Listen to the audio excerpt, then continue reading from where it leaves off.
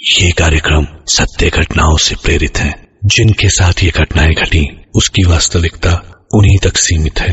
भूत प्रेतों और अपसामान्य विषयों के होने पर चैनल कोई दावा नहीं करता और न ही प्रोत्साहन करता।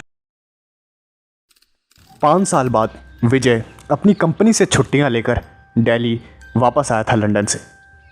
एयरपोर्ट से निकलते ही उसके चेहरे पे एक अलग सी खुशी थी, उसके चेहरे पे एक रौनक थी। उसने सोचा था कि अचानक से अपने माता पिता को सरप्राइज़ देगा तो उनकी खुशी अलग ही 7वें आसमान पे होगी। और इसी चीज़ के बारे में एक्साइटेड होता हुआ उसने कई सारे तोहफे अपने माँ बाप के लिए रास्ते में ख़रीद लिए और आखिरकार उसने 5 साल बाद अपने घर की शक्ल देखी। वो काफ़ी खुश था। वो दौड़ता हुआ दरवाजे पे गया और उसने अपने घर की डोरबेल बजाई और डोरबेल बजाते ही तकरीबन 2 मिनट बाद अंदर से किसी के कदमों की आवाज़ आई। जैसे जैसे कदमों की आवाज़ बढ़ रही थी विजय काफ़ी ज़्यादा खुश हो रहा था और उसकी एक्साइटमेंट और भी ज़्यादा बढ़ रही थी। वो ये जानना चाहता था कि अचानक से जब उसकी माँ जब उसे इतने सालों बाद अचानक से देखेगी तो उसका रिएक्शन कैसे होगा। आखिरकार विजय की माँ ने दरवाज़ा खोला और विजय ने हंसते हुए कहा कि देख माँ, मैं वापस आ गया। विजय की माँ की शक्ल पे कोई भी हाव भाव नहीं आए और उन्होंने हाँ में सर हिलाते हुए विजय को अंदर आने के लिए कहा। विजय ने ऐसा सपने में भी नहीं सोचा था कि उसकी माँ उसे ऐसे देखकर खुश नहीं होगी। उसकी माँ खुश नहीं थी। ये देखकर विजय को काफ़ी ज़्यादा बुरा लगा और वो अंदर आ गया। घर में चारों तरफ सन्नाटा पसरा हुआ था और उसने सोचा कि चलो कोई बात नहीं, माँ का मूड ख़राब होगा, कम से कम पिताजी देखेंगे तो पक्का खुश होंगे। और उसने अपनी माँ से पिताजी के बारे में पूछा और फिर उसकी माँ ने बताया कि वो अभी अपने रूम में है, आराम कर रहे हैं। विजय भागता हुआ अपने पिताजी के रूम में गया और उसके पिताजी आराम कर रहे थे। विजय को देखते ही वो मुस्कुराए और उन्होंने बोला कि आ गया मेरा राजा बेटा, बहुत सालों बाद याद आई अपने इस बूढ़े बाप की। विजय अपने पिता के पास आकर रोने लगा और बताने लगा कि विजय को भी काफ़ी याद आती थी उनकी। विजय को अपनी माँ का व्यवहार काफ़ी अजीब लग रहा था, जिसके बारे में उसने अपने पिताजी से पूछा और उनके पिताजी ने बताया कि बेटा, तेरी माँ का व्यवहार अब पहले जैसे नहीं रहा। अब वो उखड़ी उखड़ी सी रहती है, उसे खुशी गम कुछ जैसे महसूस ही नहीं होता। जब से वो घटना घटी है अब वो उदास उदास सी रहती है। विजय अपनी माँ के पास गया और अपनी माँ से बातें करने लगा। उसकी माँ घर के छोटे मोटे कामों में बिजी थी और विजय उनके पीछे पीछे लगा हुआ था। विजय ने कई सारी बातें करी अपनी माँ से और आखिर में अपनी माँ को समझाने लगा। और विजय ने अपनी माँ से कहा कि माँ, अब जो हो गया है उसे कौन बदल सकता है। अब कुछ भी नहीं हो सकता, जो होना था वो हो गया है। अब उसी चीज़ के पीछे अपनी ज़िंदगी ख़राब करना, ये वक्त आपका उदास रहने का नहीं है। बुढ़ापे में इंसान को खुश रहना चाहिए, ज़िंदगी को अच्छी तरह जीना चाहिए। यही तो वक्त होता है ज़िंदगी को एंजॉय करने का। पूरी ज़िंदगी काम करने के बाद बुढ़ापे में ही तो इंसान को थोड़ा सुकून मिलता है और आप ऐसे अपने वक्त को बर्बाद कर रही हैं। ये बिल्कुल ठीक नहीं है माँ। ये सब सुन के विजय की माँ की आंखों में आंसू आ गए और उन्होंने विजय से कहा कि बेटा, तुझे यहाँ नहीं आना चाहिए था, तुझे वहीं लंदन में ही रहना चाहिए था। तुझे पता है ना, यहाँ कुछ भी हो सकता है। विजय को ये बात समझ नहीं आई और विजय ने पूछा कि क्या हो सकता है माँ, आपके कहने का मतलब क्या है। विजय की माँ चुप हो गई और उन्होंने बोला कि जा, अब मैंने खाना लगा लिया है डाइनिंग टेबल पे, थोड़ा खा ले फिर आराम से सो जाइयो, डिनर के वक्त मैं तुझे उठा दूंगी। और विजय अपने रूम में चला गया।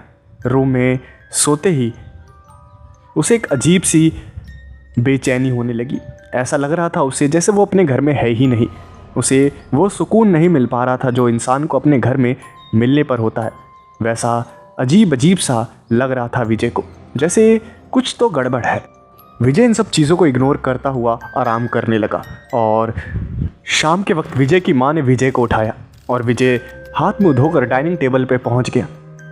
उसने देखा कि उसके पिताजी खाना खा रहे थे और अब उसने सोचा कि चलो अब तो कुछ ना कुछ अच्छी बातें होंगी ही, जब पूरा परिवार मिलकर बैठकर खाएगा। विजय खाने के लिए बैठ गया और अपने पिताजी से हंस हंस के बातें करने लगा। वो काफ़ी खुश था। विजय की माँ भी विजय को देख रही थी और खाना खाते खाते विजय काफ़ी सारी बातें कर रहा था अपने पिताजी से। तभी अचानक से उसके पिताजी ने कुछ ऐसी बात बोल दी जिसे सुनकर विजय का दिल टूट सा गया और उसे काफ़ी ज़्यादा बुरा लग गया। विजय के पिताजी ने कहा कि बेटा मेरी बात मान, तू लंदन वापस चला जा, यहाँ मत रह, यहाँ मत रह तू, तेरा यहाँ रहना ठीक नहीं है। यहाँ तू रहेगा तो पता नहीं क्या हो जाएगा, यहाँ मत रह। विजय ये बात सुनते ही थोड़ा गुस्से में आ गया और उसने कहा कि अरे क्या हो जाएगा, माँ भी यही बात कह रही थी, आप भी यही बात कह रहे थे। अरे मैं आपकी आंखों में चुभता हूँ क्या? मैं 5 साल लंदन में बिता कर आया आपके पास। मैंने सोचा कि चलो अपने माता पिता के साथ थोड़ा वक्त बिताया जाएगा। इतनी याद आती थी मुझे आपकी वहाँ लंदन में, और जब मैं इतनी मुश्किल से छुट्टियाँ लेकर आपके पास यहाँ आया हूँ तो आप कह रहे हो कि आपको, और आप कह रहे हैं कि मुझे नहीं आना चाहिए था। आपको कैसे बोल सकते हैं आप पिताजी ऐसी बातें? अरे आपने पता नहीं दिल सा तोड़ दिया मेरा। मुझे नहीं खाना, मैं जा रहा हूँ वापस। गुस्से में विजय अपने रूम में वापस आ गया और बेड पे लेट गया। रात के तकरीबन 12 बजे जब वो सो रहा था तभी उसे प्यास लगी। उसने सोचा कि चलो पानी पी लिया जाए। वो अपने बेड से उठा और किचन की तरफ बढ़ा और वो पानी पी ही रहा था। तभी अचानक से उसे ऐसा लगा जैसे उसके आसपास कोई है। पहले तो उसे ऐसा लगा कि शायद उसका वहम है, लेकिन विजय ने बाद में महसूस किया कि नहीं, ऐसा नहीं हो सकता, कुछ ना कुछ तो है जो विजय के आसपास है। विजय को तो पहले कुछ भी समझ नहीं आया। उसने पानी की बोतल को वापस फ्रिज में रखा और वापस अपने रूम में सोने के लिए जा ही रहा था। तभी अचानक से उसे कदमों की आवाज़ सुनाई दी और कदमों की आवाज़ सुनते ही विजय थोड़ा चौकन्ना हो गया और उन कदमों का पीछा करते हुए अपने घर की छत पे पहुंच गया, जहां पर उसने देखा कि उसके पिताजी उसकी छत पर घूम रहे हैं। और अपने पिताजी को इतनी रात को छत पर देखकर विजय को थोड़ा अजीब लगा और विजय ने कहा कि क्या हो गया पिताजी, सब कुछ ठीक तो है? आप इतनी रात को नींद नहीं आ रही आपको? जिसके जवाब में उसके पिताजी ने कुछ भी नहीं कहा। विजय अपने पिताजी के पास गया और कहा कि पिताजी अब बता दीजिए ना, किस बात की आपको इतनी टेंशन है? अब क्या क्या छुपा रहे हैं आप मुझसे? माँ भी कुछ छुपा रही है, आप भी कुछ छुपा रहे हैं। मैं इस घर का बेटा हूँ, मेरे को जानने का हक है, और आप इतनी रात को बिना सोए, ऐसे तो आपकी तबीयत खराब हो जाएगी पिताजी। और विजय के पिताजी ने नम आंखों से विजय को देखते हुए कहा कि विजय क्यों इतना दर्द छुपा रहा है? हाँ, मुझे नहीं पता क्या कि जो ये तेरी हंसी है उसके पीछे कितना दर्द है? सब समझता हूं मैं, हमें बुरा ना लगे इसलिए हंसता रहता है ना, हमसे इसलिए मिलने आया है ना कि हमें बुढ़ापे में तो थोड़ी खुशियां मिले। लेकिन बेटा तेरा यहाँ रहना ठीक नहीं है, जल्द से जल्द तू लंदन वापस लौट जा। मैं तेरा बाप हूं, मैं तुझसे दूर नहीं रह सकता ज़्यादा दिन, लेकिन तेरी भलाई के लिए ही हम दूर रह रहे हैं। तुझे वो बात याद है ना? विजय ये सारी बातें सुनकर रोने लगा और उसने अपने पिताजी से कहा कि देखिए पिताजी, मैं नहीं चाहता कि आप उन पुरानी बातों को लेकर बैठे रहें। आप बस भूल जाइए उन बातों को। वो हमारी ज़िंदगी के कुछ काले पन्ने थे जो अब पलट चुके हैं। अब हमें अपनी आने वाली ज़िंदगी के बारे में सोचना चाहिए। तभी विजय के पिताजी ने जो बात कही उसे सुनकर विजय का कलेजा फट सा गया और विजय के पिताजी ने कहा कि तो कर ले शादी, बसा ले अपना घर, क्यों नहीं बसा रहा? और ये बात सुनते ही विजय इतना ज़्यादा टूट सा गया कि उसकी आंखें नम हो गई और वो रोते हुए वापस अपने रूम में आ गया। रात के 1 बजे थे और विजय अपने रूम में बैठा हुआ था। उसे नींद नहीं आ रही थी। तभी अचानक से उसके घर का किसी ने दरवाज़ा खटखटाया और दरवाजे की खटखटाहट की आवाज़ सुनकर विजय दरवाजे की तरफ बढ़ा और दरवाज़ा खोल के देखा तो कोई भी नहीं था। ये देखकर उसे पहले थोड़ा अजीब लगा, लेकिन फिर उसने आसपास देखा और दरवाजे को बंद कर लिया और फिर अंदर से अच्छी तरह से लॉक कर लिया। विजय को समझ नहीं आ रहा था कि इतनी रात को आखिर दरवाज़ा कौन खटखटाएगा। विजय ने अपनी इन बातों का इग्नोर किया और अपने रूम में वापस आ गया। रात के तकरीबन 2 बजे जैसे तैसे नींद आई विजय को और विजय अपने बेड पे सोने के लिए लेट गया। सोए हुए उसे तकरीबन आधा घंटा हुआ ही था, तभी अचानक से उसका स्मार्टफोन रिंग हुआ और अपने स्मार्टफोन पे उसने देखा तो एक अननोन नंबर से कॉल आया हुआ था। उसने कॉल को उठाया तो विजय ने बोला कि हेलो, कौन? जिसके जवाब में जो आवाज़ आई उसे सुनते ही विजय की सारी नींद गायब सी हो गई। सामने से आवाज़ आई कि भूल गए क्या अपनी बीवी को? विजय को कुछ भी समझ नहीं आया और उसने फ़ोन कट कर दिया और सोचा कि सुबह उठ के देखेगा कि क्या है, किसका फ़ोन है और बात क्या है। उसने फ़ोन को रख दिया और सो गया। सुबह उसकी आंखें खुली, तकरीबन सुबह के 7 बजे उसकी आंखें खुली और उसने अपना स्मार्टफोन ओपन किया और देखा कि चलो अब देखा जाए कौन था जिसने कॉल किया था। और उसने जब अपने स्मार्टफोन को ऑन किया और कॉल लॉग ओपन करी तो उसकी आंखें चौड़ी हो गई, क्योंकि उसके कॉल लॉग में एक भी इनकमिंग कॉल नहीं थी, वो भी रात की। उसके फ़ोन में वही लास्ट नंबर डायल थे जो पिछले दिन विजय ने डायल किए थे। उसके अलावा रात में आई हुई वो इनकमिंग कॉल नहीं शो कर रही थी। ये बात विजय को काफ़ी ज़्यादा अजीब लगी और फिर उसने धीरे धीरे कई दिन बिताए। उसने फिर इन बातों को इग्नोर किया और नाश्ता करके निकल गया अपने उधर घूमने के लिए। कई सालों बाद उसने अपने इलाके में घूमा था और आसपास की जगहों पे घूमने के बाद उसने पूरा दिन सिर्फ एंजॉय किया और रात के वक्त अपने घर वापस आया। घर वापस आने के बाद उसने देखा कि विजय की माँ ने काफ़ी अच्छा खाना बनाया था और विजय ये सब देख के बहुत खुश हुआ और खाना खाने लगा। उसके पिताजी भी आए और वो भी खाना खाने के लिए बैठ गए। अब वो अपने पिताजी से बात कर ही रहा था। विजय और उसके पिताजी खाना खा ही रहे थे, तभी अचानक से विजय के पिताजी ने कहा कि विजय, तो आखिर कब जा रहे हो लंदन? टिकट्स वगैरह कब बुक कर रहे हो? ये सुनते ही विजय का दिमाग फिर खराब हो गया और विजय ने चिल्लाते हुए बोला कि हाँ कल ही जा रहा हूँ, लंदन कल ही जा रहा हूँ, समझे? मैं चुभने लगा हूँ ना आप लोगों की आंखों में, कल ही जा रहा हूँ मैं। विजय गुस्से में वापस से अपने रूम में चला गया और बिना कुछ खाए ही अपने रूम में गुस्से में बैठा हुआ था।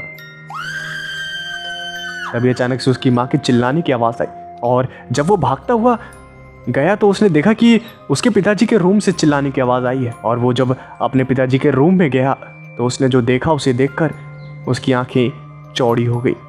उसने देखा कि उसके पिताजी ने फांसी लगा ली थी और उनकी लाश उनके रूम के फैन से लटक रही थी।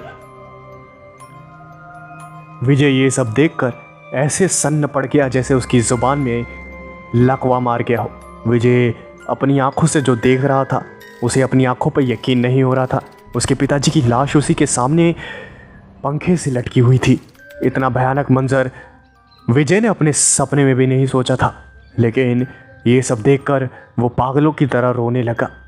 तभी अचानक से विजय को एक चिट्ठी मिली जो कि उसके पिताजी के तकिए पे रखी हुई थी। उसने उस चिट्ठी को उठाया और उस चिट्ठी पे लिखा हुआ था कि बेटा, हर किसी को अपना बच्चे प्यारे होते हैं, लेकिन हमने जो गलती करी हम नहीं चाहते कि उसकी सज़ा तुम्हें मिले। हम रोज़ एक ही गलती की सज़ा भुगत रहे हैं। हमारे सपने, हमारी ज़िंदगी में सिर्फ वही खौफनाक साया घूम रहा है और हम नहीं चाहते उस खौफनाक साये का 1% हिस्सा भी तुम्हारे ऊपर पड़े। हम नहीं चाहते बेटा ऐसा, इसलिए मैंने तुम्हें लंदन जाने के लिए कहा, लेकिन तुम्हें मेरी बातें बुरी लगने लगी। मैं जानता हूं कि तुम हमें छोड़कर कहीं जाओगे नहीं, इसलिए मैं अपनी जान दे रहा हूं ताकि मुझे तुम अपना बीता हुआ कल मान के अपनी जिंदगी की नई शुरुआत करो। यहाँ कभी मत आना बेटा। विजय ये सब पढ़ के मानो खून के आंसू रो रहा था, और ये सब पढ़ते ही उसके पांव तले जमीन खिसक चुकी थी। उसने अपनी माँ की तरफ देखा और पूछा कि आखिर पिताजी किस गलती के बारे में बात कर रहे हैं, आखिर क्या गलती हो गई आप लोगों से ऐसी। जिसके जवाब में उसकी माँ ने कहा कि विजय की माँ ने बताया कि ये सब रूही की वजह से हो रहा है। और ये सुनते ही विजय ने चिल्लाते हुए कहा कि कैसी बकवास कर रही हैं आप, उसकी मौत तो काफ़ी वक्त पहले ही हो गई है। और उसके बाद जो विजय की माँ ने विजय को बताया, उसे सुनते ही विजय का दिमाग सुन्न रह गया। विजय की माँ ने बताया कि रूही की मौत असल में डिलीवरी के वक्त नहीं हुई है। हमने पोते की लालच में रूही का अबॉर्शन करवाना चाहा था, और उसी अबॉर्शन के चक्कर में ऑपरेशन में गलती हो गई और तुम्हारी पत्नी रूही मारी गई। हमने तुमसे झूठ बोला था बेटा। ये सुनते ही जैसे विजय की पूरी दुनिया ही उजड़ गई हो। पता नहीं उसके दिमाग में ऐसा क्या चल रहा था कि वो पागलों की तरह चीखने चिल्लाने लगा। इतना भयानक सच सुन के उसका मन कर रहा था कि वो जैसे आत्महत्या कर ले, लेकिन विजय को पता था अब इस दुनिया में उसका कोई है तो सिर्फ उसकी माँ है। और विजय ने कहा कि अब जो हो गया भूल जाओ उसे, लंदन चलो मेरे साथ। ये बोलते ही विजय अपने पिताजी के रूम से निकला और फ्लाइट टिकट्स अपने लैपटॉप पे बुक करने लगा। लैपटॉप उसके कमरे में था और वो अपने कमरे में जाके टिकट्स को बुक कर ही रहा था। तभी अचानक से उसे उसकी माँ के चिल्लाने की आवाज़ आई, और जब वो भागता हुआ बाहर आया तो उसने देखा कि उसकी माँ खून से लथपथ फर्श पे पड़ी हुई है। उसे किसी ने सीढ़ियों पर से धक्का दे दिया था, जिसकी वजह से काफ़ी बुरी तरह से गिरने से विजय की माँ खून से लथपथ वहीं ज़मीन पर तड़प रही थी। खून से लथपथ अपनी माँ को देखकर विजय और भी ज़्यादा पागल सा हो गया और अपनी माँ को गोद में उठाकर हॉस्पिटल ले जाने के लिए अपने घर के बाहर कदम रखा ही था। तभी अचानक से उसकी माँ ने दम तोड़ दिया और इसी के साथ पूरी दुनिया उजड़ गई विजय की। विजय ने जब पीछे मुड़ के देखा तो उसने जो देखा उसे देखकर विजय की आंखें और भी ज़्यादा चौड़ी हो गई और उसकी आंखों में खून के आंसू आ गए। उसने देखा कि उसकी पत्नी, जो कि कई सालों पहले ही मर गई है, वो सीढ़ियों पे खड़े होकर नम आंखों से विजय को देख रही थी। विजय की आंखों में खून के आंसू थे और उसने चिल्लाते हुए कहा कि मिल गई शांति तुम्हें, निकल जाओ, नजर मत आना मुझे आज के बाद। जो तुम्हें चाहिए था तुम्हारा बदला पूरा हुआ, अब मत नजर आना, छोड़ दो मुझे मेरे हाल पे। ये सब सुनते ही उसकी पत्नी ने विजय के सामने हाथ जोड़ लिए और नम आंखों से कहीं गायब हो गई। विजय भी काफ़ी ज़्यादा टूट गया था। उसने सोचा था कि अब वो भी आत्महत्या कर लेगा, लेकिन फिर उसके पिताजी का चेहरा उसके सामने आया। उसके पिताजी चाहते थे कि विजय एक अच्छी ज़िंदगी जिए और विजय फिर लंदन हमेशा के लिए वापस चला गया।